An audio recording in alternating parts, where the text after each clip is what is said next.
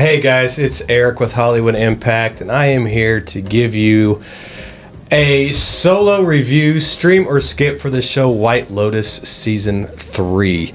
This is a show I am very conflicted about. I'm going to be kind of shooting from the hip here. I'm going to tell you right from the start, I'm a regular dude that likes regular things. I did no deep dives or research or anything on this show, but I have watched all 3 seasons. I'm going to break it down and try to explain myself in our normal categories, the first of which are the performances. Now, what White Lotus does very well is their casting. If I'm being honest, it was the casting that got me to watch season 1. I mean, season 1 had Sydney Sweeney and Alexandria Daddario. So, yeah, I gave it a look. Season 2 had a strong cast, and nothing changes with season 3. It's got a very strong cast. They all turn in pretty good performances. Parker Posey stands out for one. Walton Goggins did a great job here too.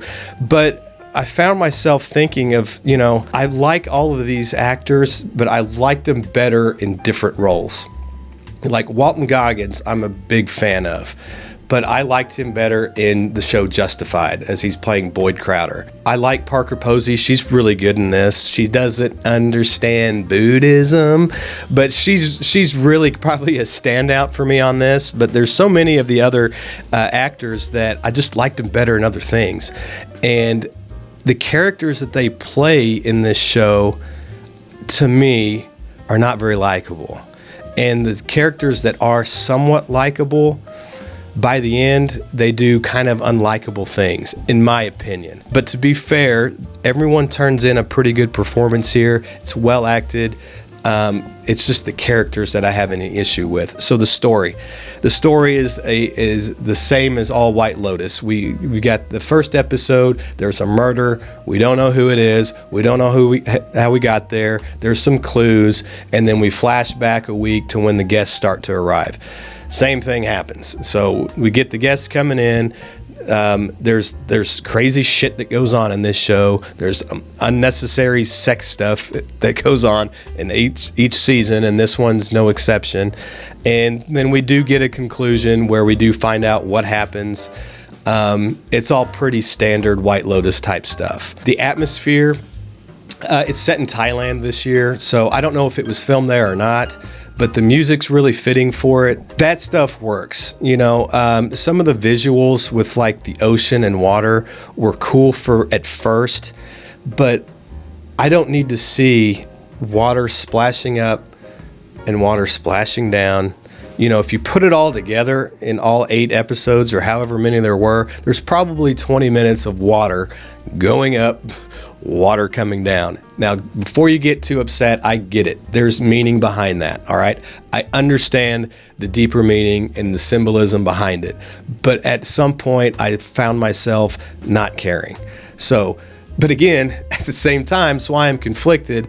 It all works with the story and the location. So I'm just going to get right to it with the impact, my just personal feelings. Again, The White Lotus is a good show. It is a well-acted, it's a well-written, it's a well-filmed show.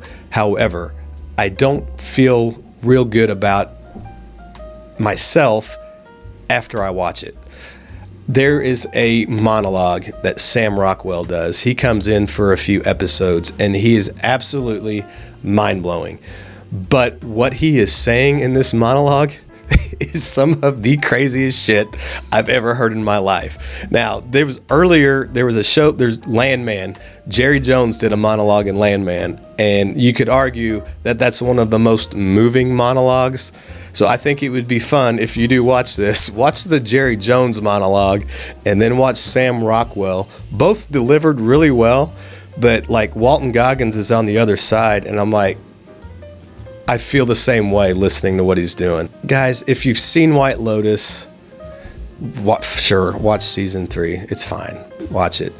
If you have not seen any episodes of White Lotus and you are looking at Max and you're like, I've heard this show's really good, maybe I should check it out, let me save you the time.